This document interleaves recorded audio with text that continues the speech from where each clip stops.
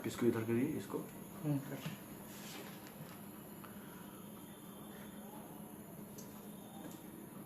हाँ जफर, अगर मैं दिख रहा हूँ या आवाज़ मेरी आ रही है तो आप उस पर थोड़ा सा। ठीक है। Thank you Zafar. साथियों,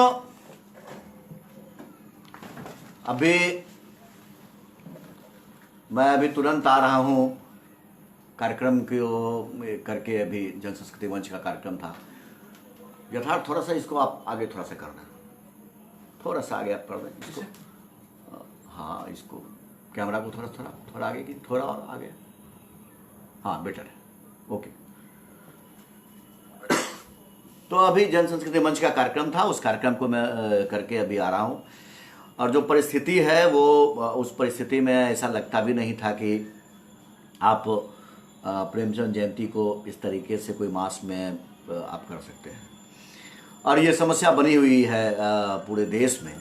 लगभग आप कह सकते हैं कि 5 से 6 महीने से आप परेशान हैं, और ख़ास करके हमारे जो कलाकार हैं और साहित्यकार बंधु हैं, और उसमें भी जो रंगकर्मी हैं, जिनकी की जीविका का एक साधन अगर है तो कोई वो रंगमंच ही है, वो प्रदर्शन कला ही है।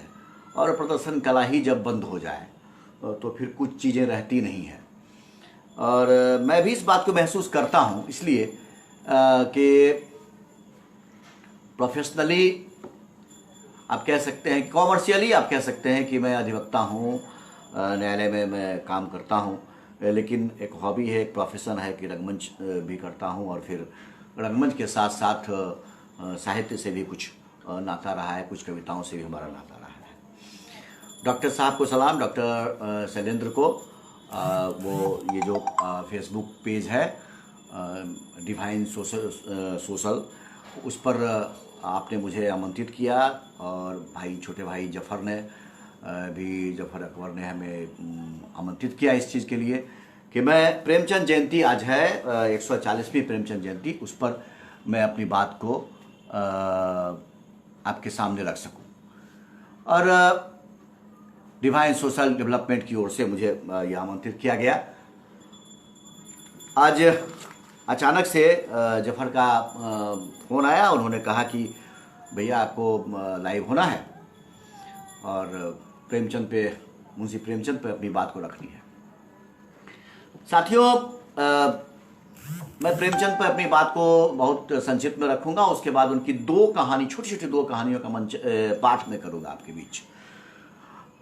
जिस संक्रमण के दौर से हम गुजर रहे हैं, जिस संक्रमण के दौर से पूरा रंगमंच गुजर रहा है, पूरा देश, पूरी दुनिया गुजर रही है, हम अपने एग्जिस्टेंस, अपने अस्तित्व की तलाश कर रहे हैं।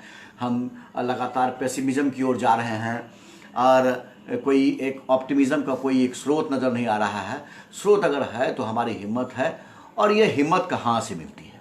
सवाल ये उठता है कि हिम्मत कहाँ से मिलती है? यह हिम्मत हमें मिलती है रंगमंच से, यह हिम्मत हमें मिलती है साहित्य से, यह हिम्मत मिलती है हमें प्रेमचंद की कहानियों को पढ़कर, यह हिम्मत हमें मिलती है प्रेमचंद के उपन्यास को पढ़कर, और यह हिम्मत हमें मिलती है प्रेमचंद के 3 नाटकों को पढ़कर। हालांकि वो 3 नाटक जो था, वो तीनों नाटक बहुत चर्चित नहीं रहा, संग्राम, करबला और प्रेम की बेदी। लेकिन आप देखेंगे तीनों नाटक का जो शीर्षक है, आप उससे महसूस करेंगे कि करबला, अगर करबला की कहानी है, वो भी वीरता की कहानी है, जो इस्लाम के रहनुमाओं के बीच में जो संघर्ष चला था, उसके वीरता की कहानी है। फिर संग्राम भी देशभक्ति पर आधारित कहानियाँ हैं, और प्रेम की वेदी भी है। वो ये उपन्यास, ये 3 उपन्यास, नाटक जो उन्होंने लिखा, ये नाटक अद्भुत है। लेकिन कुछ ऐसी मजबूरियाँ होती हैं किसी साहित्यकार के साथ कि उनकी कहानियों को आप उसका नाट्य रूपांतरण कर लेते हैं बहुत सहज तरीके से, लेकिन उनके नाटक को फिर मंचित करना थोड़ा कठिन लगता है। जैसा कि कहा भी गया है कि जयशंकर प्रसाद के बारे में भी, ये उनके जो नाटक हुआ करते थे, हैं नाटक, उनके नाटक की प्रस्तुति करने में अति कठिनाई होती है।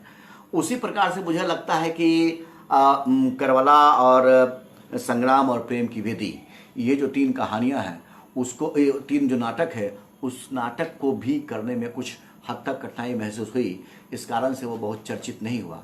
लेकिन मैं समझता हूँ कि अभी मेरे इस कार्यक्रम को ज़्यादातर रंगकर्मी साथी ही देख रहे हैं या फिर आगे भी देखेंगे इस कार्यक्रम को, जब वो इसमें पूरा वो एडजस्ट हो जाएगा। तो मैं ये गुजारिश करूँगा कि प्रेमचंद की कहानियों के साथ साथ उनके 3 नाटकों का भी मंचन हम कर सकते हैं, कुछ नए तरीके से, कुछ नए प्रयोग के साथ हम इसकी प्रस्तुति कर सकते हैं। साथियों, जहाँ तक मुंशी प्रेमचंद की बात है, तो अभी आपने देखा कि इस पोस्टर पर लिखा हुआ था धनपत राय, और ये उनका ओरिजिनल नाम था धनपत राय। बाद में वो मुंशी प्रेमचंद के नाम से उन्होंने लिखना शुरू किया। और फिर आपने देखा कि एक ऐसा हिंदी का साहित्यकार, एक ऐसा हिंदी का कथाकार, जिसको कि बाद में लोगों ने कहा कि वह कहानी सम्राट है, उपन्यास सम्राट है। उसकी जो भाषा है, उसकी जो शैली है, उस शैली में जो मधुरता है, जो गवैपन है, जो मजदूरों की जो पीड़ा है, इसको आप महसूस करते हैं बिल्कुल सहज तरीके से, एक आम भाषाओं को लेकर, और उसमें जो उर्दू की छनक है, और उसके साथ आप देखते हैं कि फारसी लैंग्वेज की जो उसमें कहीं कहीं जो चालू शब्दों के रूप में, जो मैंने जो चालू मतलब ये जो प्रयोग करने के जो शब्द हैं, उस शब्द का प्रयोग उन्होंने बखूबी किया है। और वो इसलिए कि आज की तारीख में जब हम देखते हैं कि लगातार हम में एक वैमनस्यता की स्थिति बन रही है, हिंदू, मुस्लिम, सिख, ईसाई, कुछ इस तरह की चर्चाएं हो रही हैं, और उस दौर में प्रेमचंद, जबकि वो परतंत्र भारत था, भारत उसमें स्वतंत्र नहीं था, उस दौर में प्रेमचंद उर्दू की पढ़ाई करते हैं। उस दौर में प्रेमचंद पढ़ाई करते हैं फारसी की और हिंदी की। और जगह कौन सा है? वही जगह, वो बनारस का जगह, जो बनारस का जगह भी बहुत चर्चित है भी आपके बीच में, जो साहित्य की एक धारा के रूप में, संस्कृति की एक धारा के रूप में, गायन के धारा के रूप में उसकी एक पहचान है। जहाँ आप नामवर सिंह को देखते हैं, जहाँ दूधनाथ सिंह को आप देखते हैं, जहाँ काशीनाथ सिंह को आप देखते हैं, कई लोगों को देखते हैं। इवन हमारे बेगूसराय के साथी रामा ग्यारह ससधर वहाँ हैं, बहुत अच्छी कविता लिखते हैं, उनको आप देखते हैं। उस बनारस के लम्ही गांव में प्रेमचंद निवास करते हैं, उनका जन्म होता है।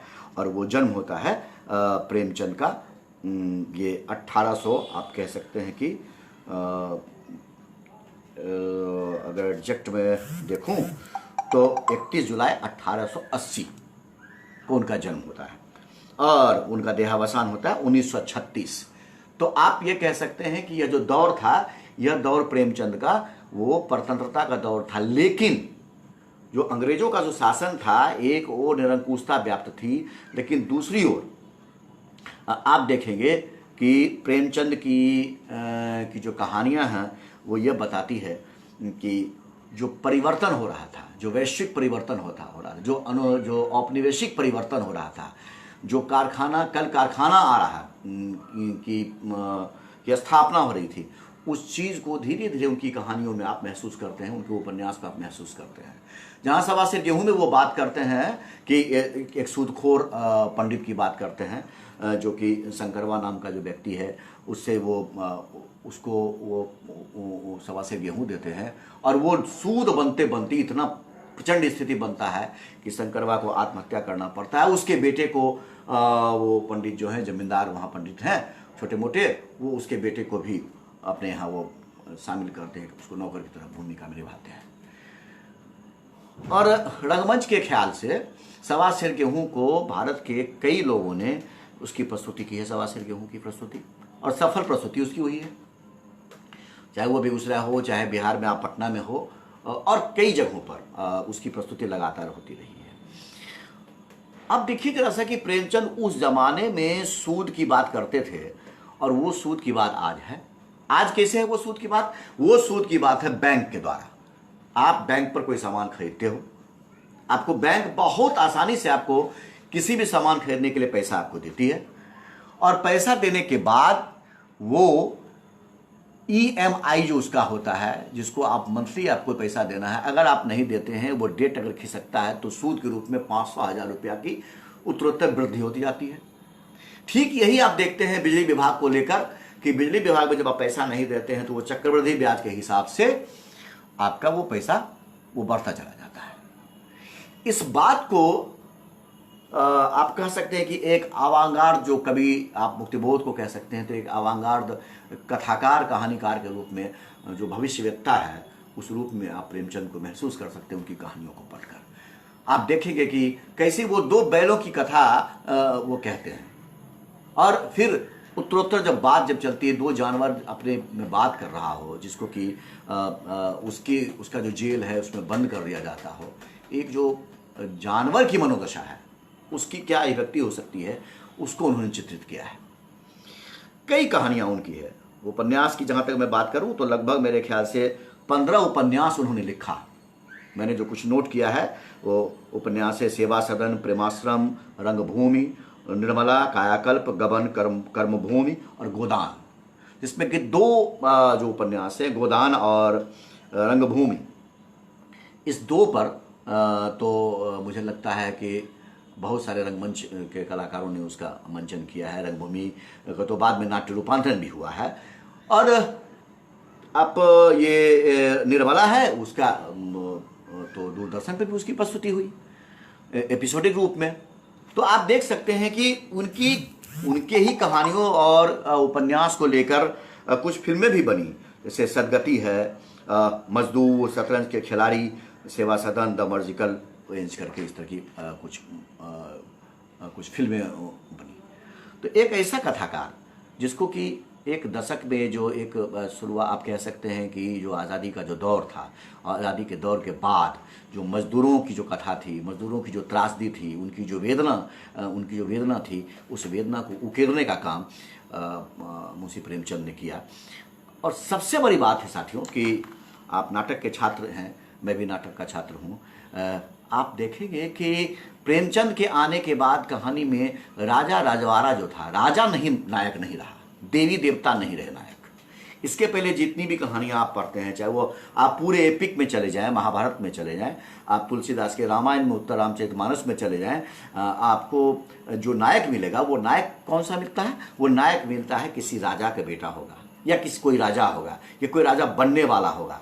लेकिन प्रेमचंद जब आते हैं तो सूरदास जैसे एक भिखारी, एक जो अंधा भिखारी है, जो गीत गाकर, जब बग्गियाँ जाती हैं, जब टमटम जाता है, जब बैलगाड़ियाँ जाती हैं, तो उसके पीछे वो दौड़ता है, वो गीत गाता है, उसको पैसा मिलता है, उसको वो नायक के रूप में पेश करते हैं। और वो सूरदास जो नाम उसका है, वो जॉन सेवक नाम से, रंगभूमि की मैं बात कर रहा हूँ, रंगभूमि उपन्यास की मैं बात कर रहा हूँ, कि वो सूरदास संघर्ष करता है जब जॉन सेवक सिगरेट का फैक्ट्री खोलने की तैयारी करता है। अब वो जो दौर था, वो दौर देखिए, आप कह सकते हैं कि वो दौर द्विवेदी और एक उर्दू के हुए थे, अल्ताफ हुसैन, इन दोनों, महावीर प्रसाद द्विवेदी और अल्ताफ हुसैन के साहित्य का वो दौर था। और उस दौर में ब्रिटिश उपनिवेशवाद वो चरम पर था। नकदी फसलें किसानों को परेशान कर रही थी, जो भी फसल हो रहा था तो उसमें बिचौलिए का अब आगमन शुरू हो गया था, कि जो किसान उस समय में डायरेक्ट जो सामान बेचते थे, अपने अन्न को बेचते थे, अब वो बाजार में जाने लगा था।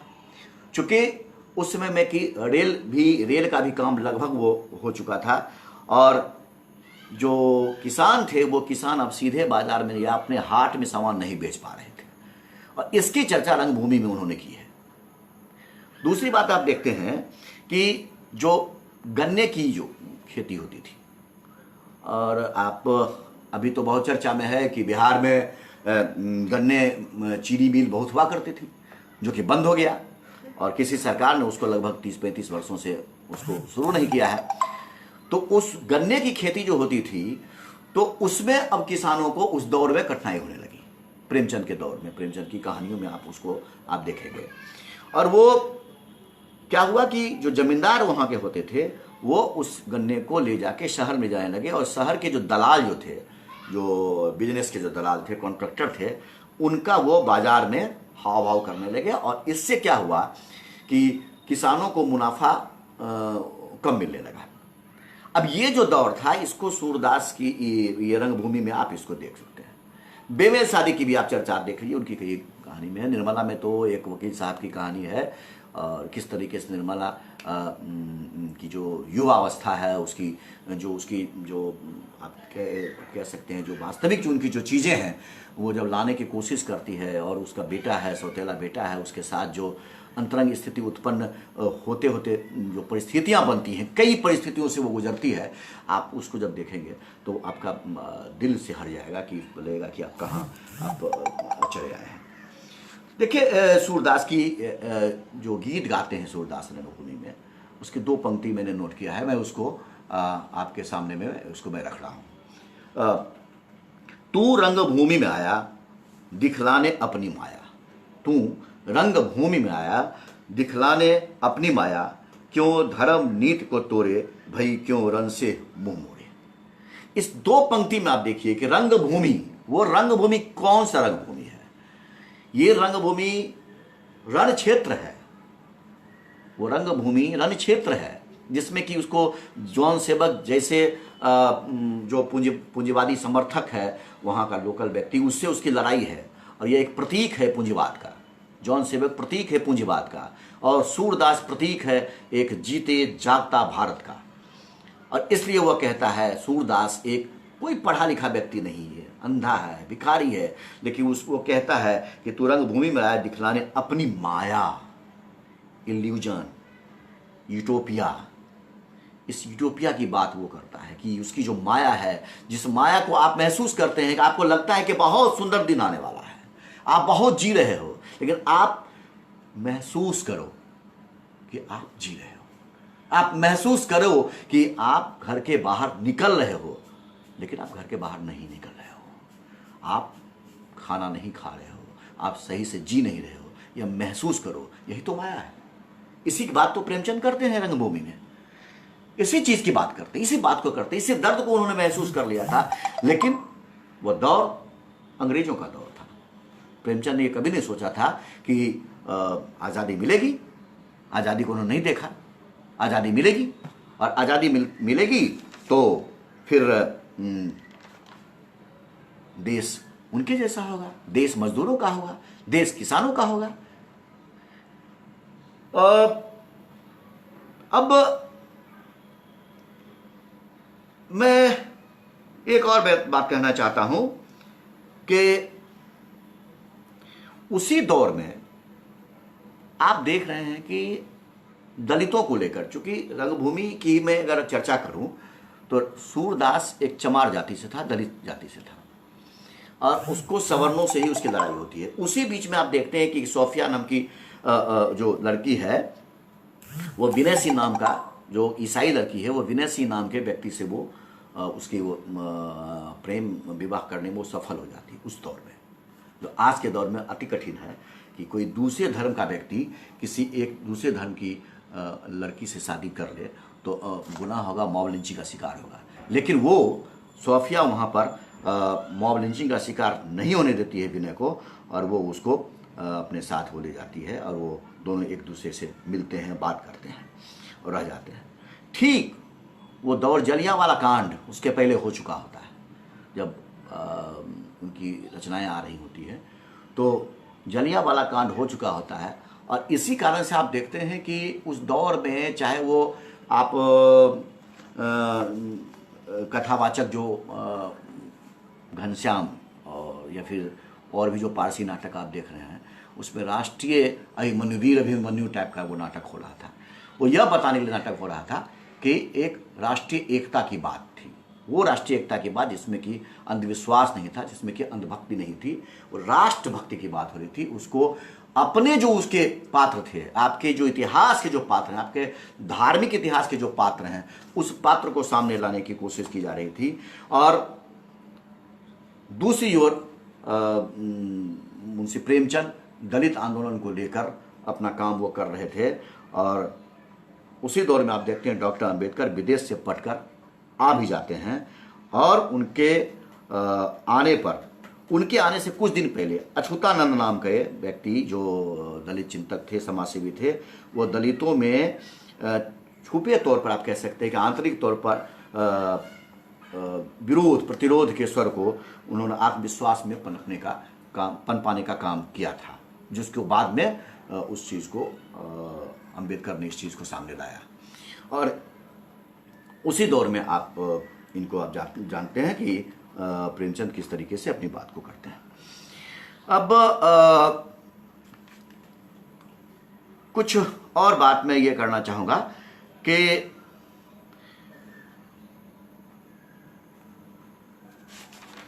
बहुत सारी कहानियों को आप उनकी कहानियों को पढ़ते हैं, उनसे आप बात करते हैं, कफन हो या फिर पूस की रात हो, नमक का दारोगा हो, जो भ्रष्टाचार के खिलाफ वो है, ये सारा आप देखते हैं। तो मोटे तौर पर आप कह सकते हैं कि प्रेमचंद की जो रचनाएं हैं वो गांधीवादी दर्शन और मार्क्सवाद, ये दोनों के बीच में वो चलता है। उनकी जो रचनाएं हैं वो चलती है गांधी दर्शन और गांधीवादी दर्शन और मार्क्सवाद के दर्शन।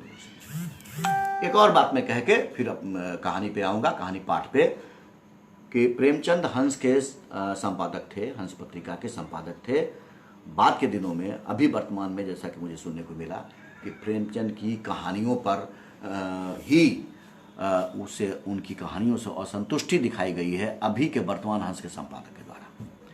जिस हंस के संपादक को राजेंद्र यादव ने संभाला, जिसको प्रेमचंद ने लाया, जिस प्रगतिशील लेखक संघ के जो संस्थापक में रहे मुंशी प्रेमचंद, और उनकी कहानियों उनके ही उपन्यास को कुछ दलित संगठन ने कुछ साल पहले उसको जलाने की कोशिश की। तो जब क्रांति का दौर आता है, जब आंदोलन का दौर आता है साहित्य में, तो कई सारी बातें आती हैं और कई सारी बातें चूकती है। बहरहाल किसानों के महत्व के सवाल पर उन्होंने काम किया। अब मैं सीधे बहुत ज़्यादा उस पर बात नहीं करके मैं दो उनकी कहानी है उसको मैं आपके बीच रख रहा हूँ। एक छोटी छोटी कहानी है, एक कहानी है बंद दरवाजा, उसका मैं पाठ करूं, और दूसरी कहानी एक छोटी सी है, दूसरी कहानी कौन है यथार्थ, अभी जो किए थे उसमें से वो आपके उसमें होगा। तो बंद दरवाजा का मैं पाठ कर रहा हूं साथी। सूरज क्षितिज से निकला, सूरज क्षितिज से निकला, बच्चा पालने से वही स्निग्धता, वही लाली, वही खुमार, वही रोशनी। सूरज क्षितिज से निकला, बच्चा पालने से वही स्निग्धता, वही लाली, वही खुमार, वही रोशनी। मैं बरामदे पर बैठा था, बच्चे ने दरवाजे से झांका, मैंने मुस्कुराकर पुकारा और वह मेरी गोद में आकर बैठ गया। उसकी शरारतें शुरू हो गई, कभी कलम पर हाथ बढ़ाया और कभी कागज पर। बस मैंने उसे गोद से उतार दिया। वह मेज का पाया पकड़े खड़ा रहा, घर में न गया क्योंकि दरवाजा खुला हुआ था। तभी एक चिड़िया फुदकती हुई आई और सामने के सहन में जाकर बैठ गई। यह बच्चे के लिए मनोरंजन का एक नया सामान था। वह उसकी तरफ लपका। चिड़िया लेकिन जरा भी नहीं डरी। बच्चे ने समझा अब यह पर्दार खिलौना हाथ आ गया है। बैठकर दोनों हाथों से चिड़िया को बुलाने लगा। चिड़िया फुर्र से उड़ गई। निराश बच्चा रोने लगा, मगर अंदर के दरवाजे की तरफ ताका भी नहीं। दरवाजा खुला हुआ था।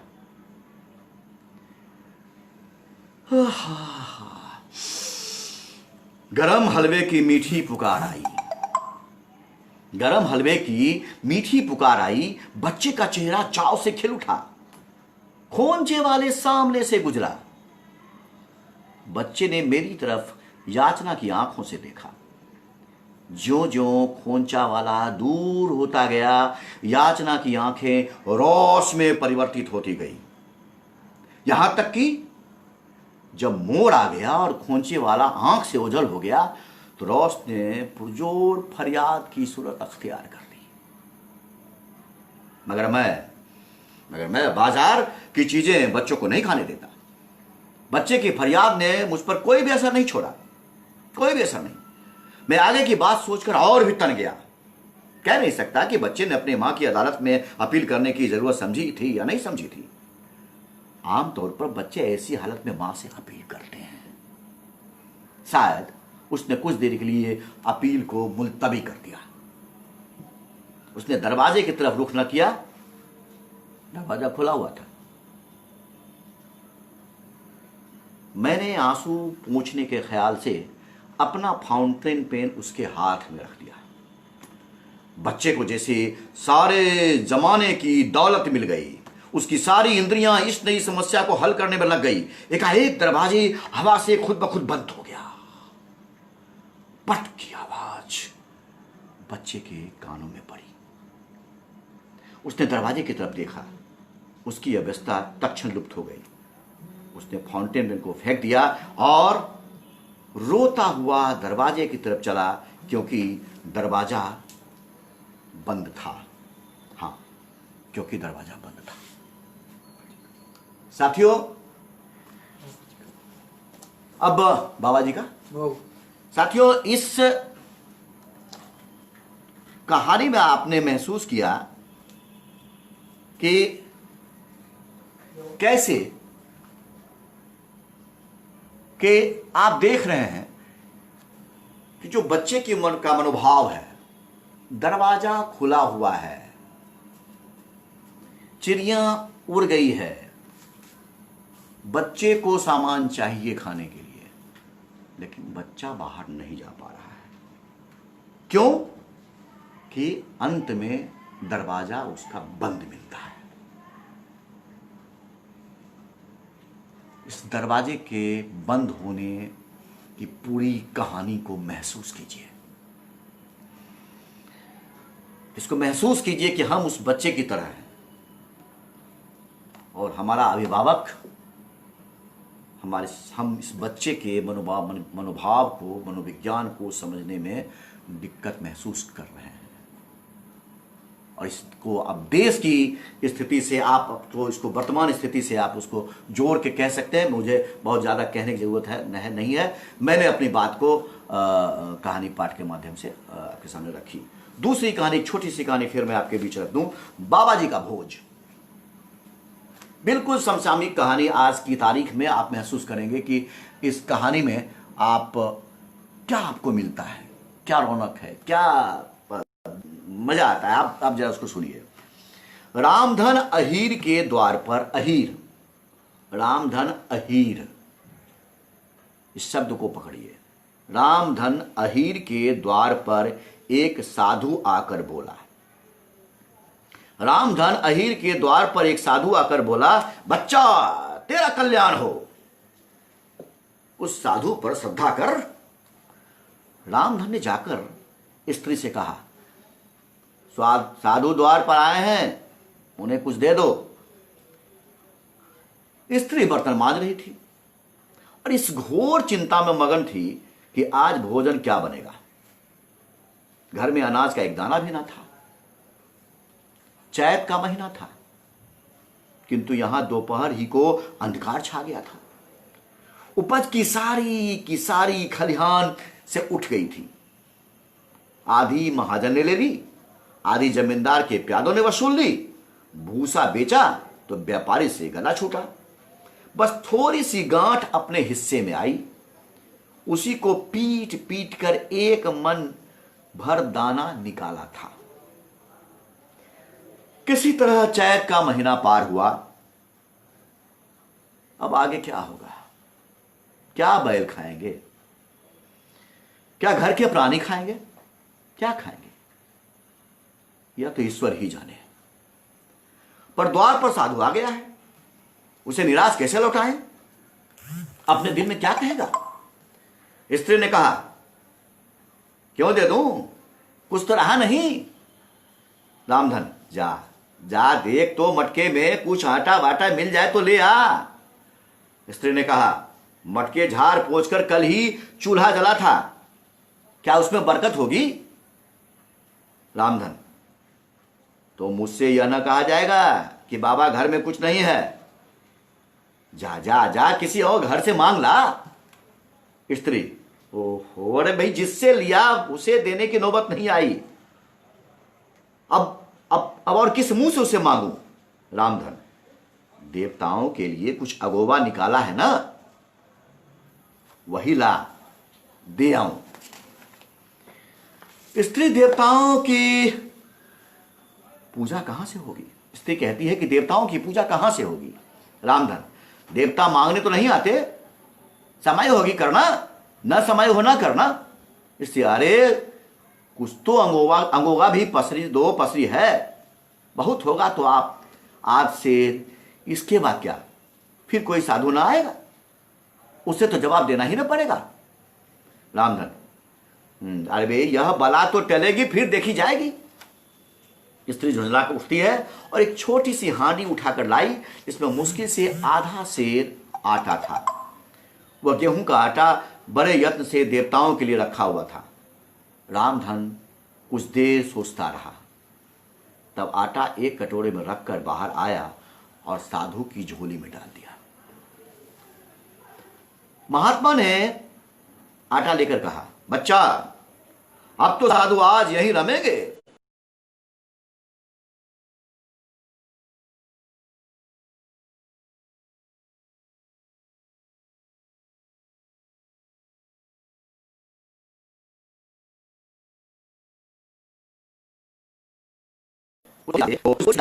हाँ, रामधन ने साथ ही थोड़ा सा प्रॉब्लम आया था।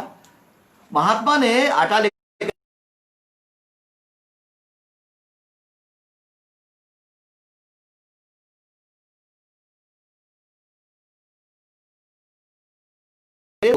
उपले जुटा दिए, फिर कुएं से पानी खींच लाया।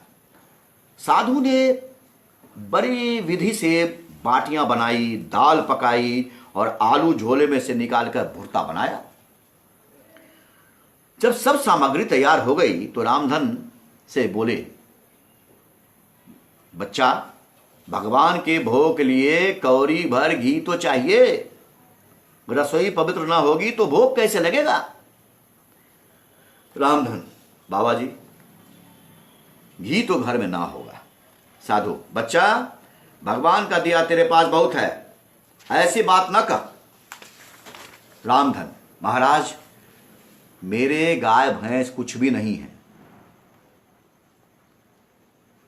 साधु ने कहा, जा जा, मालकिन से कहो तो। रामधन ने जाकर स्त्री से कहा, घी मांगते हैं, मांगने को भीख, पर घी बिना कौर नहीं धसता।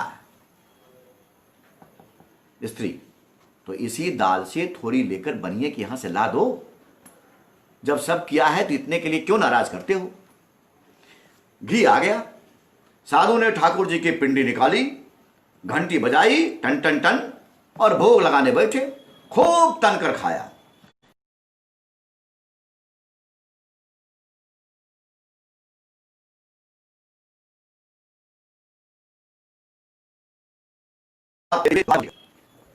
फिर पेट पर हाथ फेरते हुए द्वार पर लेट गए।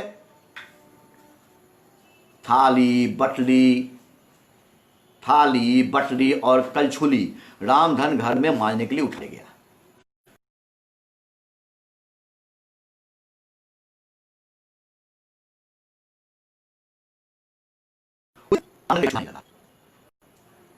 थाली बटली और कलछुली